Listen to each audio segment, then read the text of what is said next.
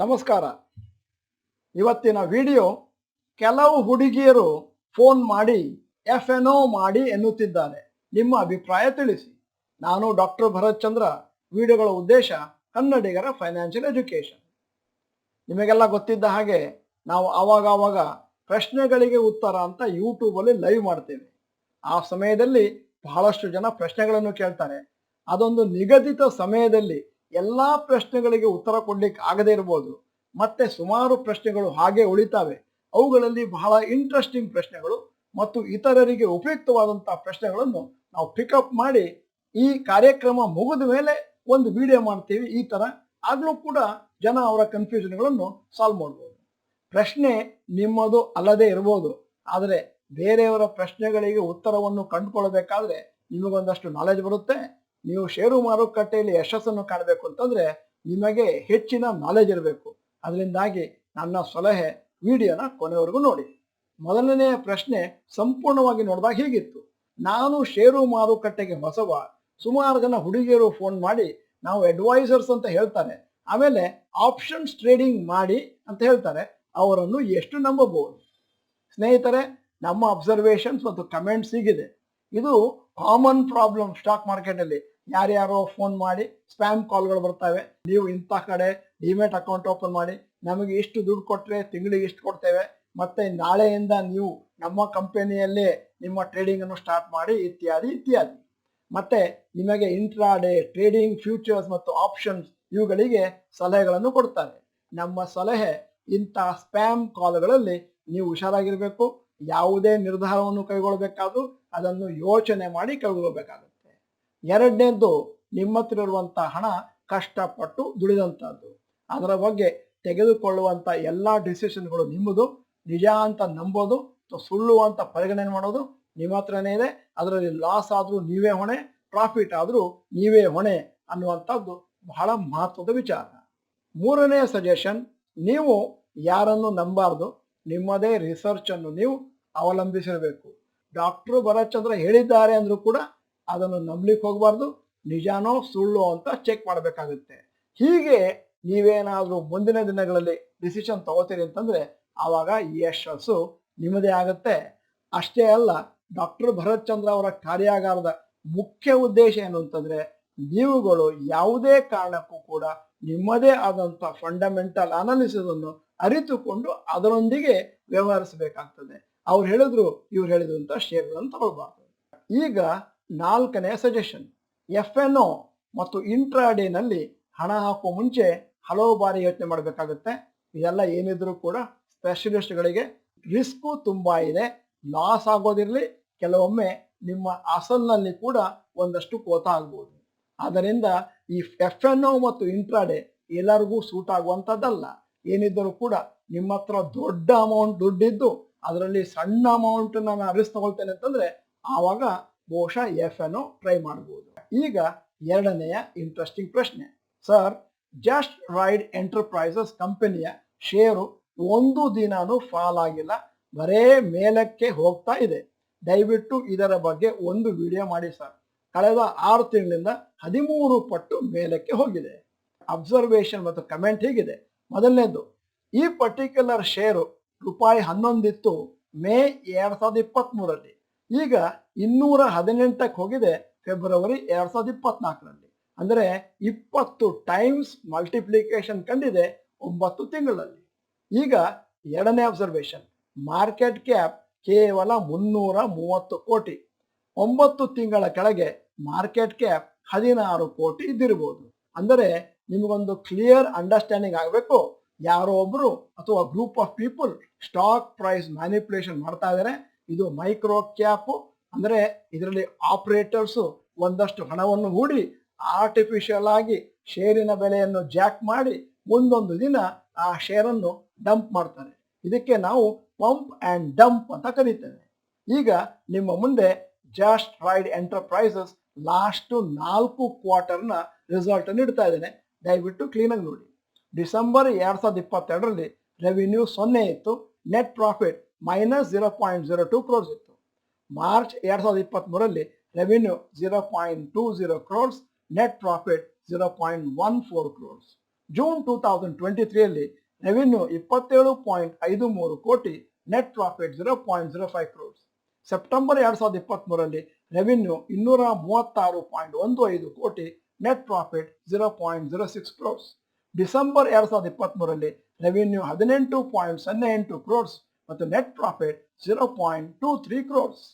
ಇಲ್ಲಿ ದಯವಿಟ್ಟು ಸೂಕ್ಷ್ಮವಾಗಿ ಗಮನಿಸಿ, ಸೆಪ್ಟೆಂಬರ್ 2023ರಲ್ಲಿ ರೆವಿನ್ಯೂ 236 ಕೋಟಿ ಆಗಿದೆ, ಪುನಃ 18 ಕೋಟಿಗೆ ಬಿದ್ದಿದೆ. ಮತ್ತೆ ಅಲ್ಲಿರುವಂತ ನೆಟ್ ಪ್ರಾಫಿಟ್ ನೋಡಿ, ಅದು ಕೇವಲ 23 ಲಕ್ಷ. ಅಂದ್ರೆ ಇದು ಮೈಕ್ರೋ ಕ್ಯಾಪ್, ಅಂದ್ರೆ ಈ ಶೇರ್ನಲ್ಲಿ ಒಂದು ದೊಡ್ಡ ರೀತಿಯಲ್ಲಿ ಮ್ಯಾನಿಪ್ಯುಲೇಷನ್ ನಡೀತಾ ಇದೆ. ಈಗ just ride enterprises promoter share holding ಬಗ್ಗೆ ಒಂದಷ್ಟು ಇನ್ಫಾರ್ಮೇಶನ್ ಕೊಡ್ತಾ ಇದ್ದೀನಿ. ಮಾರ್ಚ್ 2023ರಲ್ಲಿ promoters quota 73%, retail investors 26.94%. June ನಲ್ಲಿ ಪ್ರಮೋಟರ್ಸ್ ಕೋಟಾ ಹಾಗೇ ಇದೆ, ರಿಟೇಲ್ ಇನ್ವೆಸ್ಟರ್ಸ್ 26.94. ಸೆಪ್ಟೆಂಬರ್ ನಲ್ಲಿ ಪ್ರಮೋಟರ್ ಕೋಟಾ 14.40% ಬಂತು, ರಿಟೇಲ್ ಇನ್ವೆಸ್ಟರ್ಸ್ 85.6% ವರೆಗೂ ತಲುಪಿತು. ಡಿಸೆಂಬರ್ 2023ರಲ್ಲಿ ಪ್ರಮೋಟರ್ಸ್ ಮತ್ತೆ 44.51% ಹಿಡ್ಕೊಂಡಿದ್ದಾರೆ, ರಿಟೇಲ್ ಇನ್ವೆಸ್ಟರ್ಸ್ 55.49% ಅನ್ನು ತಮ್ಮ ಹತ್ರ ಇಟ್ಕೊಂಡಿದ್ದಾರೆ. ಈಗ ಮೂರನೇ observation, profit and loss account ಅನ್ನ ಸೂಕ್ಷ್ಮವಾಗಿ ಗಮನಿಸಿದ್ರೆ ಶೇರ್ ಹೋಲ್ಡಿಂಗ್ ಪ್ಯಾಟ್ರನ್ ನೋಡಿ ನಿಮಗೆ ಗೊತ್ತಾಗುತ್ತೆ, ಬಹಳ ಸಸ್ಪಿಷಿಯಸ್ ಕಾಣುತ್ತೆ. ಅಂದ್ರೆ ಕಂಪನಿಯಲ್ಲಿ ಪ್ರಾಫಿಟೇ ಇಲ್ಲ, ಆದರೆ ಪ್ರಮೋಟರ್ಸು ಅವರ ಶೇರ್ ಅನ್ನು ಒಂದಷ್ಟು ಮಾಡ್ಕೊಂಡಿದ್ದಾರೆ, ಪುನಃ ಪರ್ಚೇಸ್ ಮಾಡ್ಕೊಂಡಿದ್ದಾರೆ. ರಿಟೇಲ್ ಇನ್ವೆಸ್ಟರ್ಸ್ ಆ ಶೇರ್ ನಲ್ಲಿ ಕಳೆದ 6 ತಿಂಗಳಿಂದ ಒಂದು ತರ ಸ್ಟಕ್ ಆಗಿದ್ದಾರೆ. ಸ್ಟಾಕಿನ ಪಿ ರೇಷಿಯೋ 687 ರೂಪಾಯಿ ಇದೆ. ಇದು ಆಶ್ಚರ್ಯಕರವಾದಂತ ವಿಚಾರ. ಈಗ ನಾಲ್ಕನೇ ಅಬ್ಸರ್ವೇಷನ್, ಇದು ಒಂದು clear case of pump and dump. ಯಾಕಂತಂದ್ರೆ ಕಂಪನಿ ಇನ್ವೆಸ್ಟರ್ಸ್ ಪರ್ಚೇಸ್ ಮಾಡ್ತಾ ಹೋಗ್ತಾರೆ, ಲೋಯೆಸ್ಟ್ ಲೆವೆಲ್ ಇಂದ ಹೈಯೆಸ್ಟ್ ವರೆಗೂ. ಹೈಯೆಸ್ಟ್ ಲೆವೆಲ್ ಅಲ್ಲಿ ಆಪರೇಟರ್ ಸೇಲ್ ಮಾಡಬೇಕಾದ್ರೆ ನಿಮಗೆ ಸೇಲ್ ಮಾಡಲಿಕ್ಕೆ ಸ್ಕೋಪ್ ಸಿಕ್ಕೋದಿಲ್ಲ, ನಿಮ್ಮ ಶೇರು ಹೈಯರ್ ಲೆವೆಲ್ ಅಲ್ಲಿ ಸಿಕ್ಕಾಕೊಳ್ಳುತ್ತೆ ಮತ್ತು ಮುಂದಿನ ದಿನಗಳಲ್ಲಿ ನೀವು ಪರ್ಮನೆಂಟ್ ಆಗಿ ಈ ಕಂಪನಿಯ ಓನರ್ಸ್ ಆಗಿರ್ತೀರಿ. ಐದನೇ ಅಬ್ಸರ್ವೇಷನ್, ಇದೇನು ಐಸೋಲೇಟೆಡ್ ಕೇಸ್ ಅಲ್ಲ, ಇಂತಹ ಹಲವಾರು ಕೇಸುಗಳನ್ನು ಹಿಂದಿನ ದಿನಗಳಲ್ಲಿ ಎಲ್ಲರೂ ನೋಡಿದ್ದಾರೆ, ಸೇಬಿಯವರು ಕೂಡ ಗಮನಿಸ್ತಾ ಇರ್ತಾರೆ. ಮತ್ತೆ ಯಾರು ತಗೊಳ್ತಾರೋ ಮತ್ತೆ ಯಾರು ಅದನ್ನು ಡಂಪ್ ಮಾಡ್ತಾರೋ ಅವರ ಮೇಲೆ ಬಹುಶಃ ಆಕ್ಷನ್ ಅನ್ನು ಕೈಗೊಳ್ತಾರೆ. ಈಗ ಆರನೇ ಅಬ್ಸರ್ವೇಷನ್, ಬಹಳಷ್ಟು ಜನ ರಿಟೇಲ್ ಇನ್ವೆಸ್ಟರ್ಸ್ ಇದೇ ತರನೇ ಅವರ ಹಾರ್ಡ್ ಅರ್ನ್ ಮನಿಯನ್ನು ಕಳ್ಕೊಳ್ತಾ ಇರ್ತಾರೆ. ಯಾಕಂದ್ರೆ ಇದು ಒಂದು ತರ ಗ್ಯಾಮ್ಲಿಂಗ್. ಷೇರು ಮಾರುಕಟ್ಟೆ ಬಗೆಗೆ ಎಲ್ಲವೂ ಗೊತ್ತಿದ್ದು, ಫಂಡಮೆಂಟಲಿ ಸ್ಟ್ರಾಂಗ್ ಶೇರ್ ಅಲ್ಲಿ ಕೊಂಡ್ರೆ ಅದನ್ನು ನಾವು ಮ್ಯಾಥಮ್ಯಾಟಿಕ್ಸ್ ಅಂತ ಕರಿತೇವೆ. ಅಕಸ್ಮಾತ್ ಫಂಡಮೆಂಟಲಿ ವೀಕ್ ಆಗಿರುವಂತಹ ಶೇರ್ಗಳನ್ನು ಕೊಂಡ್ರೆ ಅದಕ್ಕೆ ನಾವು ಗ್ಯಾಮ್ಲಿಂಗ್ ಅಂತ ಕರಿತೇವೆ. ಮುಂದಿನ ಬಹಳ ಇಂಟ್ರೆಸ್ಟಿಂಗ್ ಪ್ರಶ್ನೆ ಬರ್ತಾ ಇದ್ದೇನೆ. Only if you have own house you will get a bride. What is your opinion? Let us think practically. ಮೊನ್ನೆ ಇದರ ಬಗ್ಗೆ ಒಂದು ವಿಡಿಯೋ ಮಾಡಿದ್ವಿ, ಅಲ್ಲಿ ಬಂದಂತ ಒಂದು ಪ್ರಶ್ನೆಯನ್ನು ನಿಮ್ಮ ಮುಂದೆ ಇಟ್ಟಿದ್ದೇನೆ. ಕನ್ನಡದಲ್ಲಿ ಹೇಳಬೇಕು ಅಂತಂದ್ರೆ, ಮನೆ ಇದ್ದರೆ ಮಾತ್ರ ಹುಡುಗಿಯನ್ನು ಕೊಡ್ತಾರೆ, ಮದುವೆ ಆಗ್ಬೋದು, ಇಲ್ಲದಿದ್ರೆ ನನಗೆ ಮದುವೆ ಆಗುವಂತ ಚಾನ್ಸೇ ಇಲ್ಲ. ಈಗ ಈ ವಿಡಿಯೋದ ಬಗ್ಗೆ ಒಂದಷ್ಟು ಅಬ್ಸರ್ವೇಷನ್ಸ್ ಕಮೆಂಟ್ಸ್ ಮಾಡ್ತಾ ಇದ್ದೇನೆ. ಮೊದಲನೇದ್ದು, ಈ ಸ್ಟೇಟ್ಮೆಂಟು ಒಂದು ತರ ಭಾಗಶಃ ನಿಜ. ಯಾಕಂತಂದ್ರೆ ಬ್ರೈಡ್ ಗ್ರೂಮ್ ಅಂತಂದ್ರೆ ಬ್ರೈಡ್ಗಳು ಬರಬೇಕು, ಮದುವೆ ಆಗುವಂತ ಹೆಣ್ಣು ಬರಬೇಕು ಅಂತಂದ್ರೆ ಅವ್ರು ಕೇಳ್ತಾರೆ ಸ್ವಂತ ಮನೆ ಇದೆಯಾ, ಯಾಕಂದ್ರೆ ಲೈಫ್ ನಲ್ಲಿ ಬೇಗ ಸೆಟ್ಲ್ ಆಗ್ಬೋದು. ಅಂದರೆ ಸಾಮಾನ್ಯವಾಗಿ ನಮ್ಮ ದೇಶದಲ್ಲಿ ಹುಡುಗರು ಮದುವೆ ಆಗೋದು 28ರಿಂದ 30 ವರ್ಷ.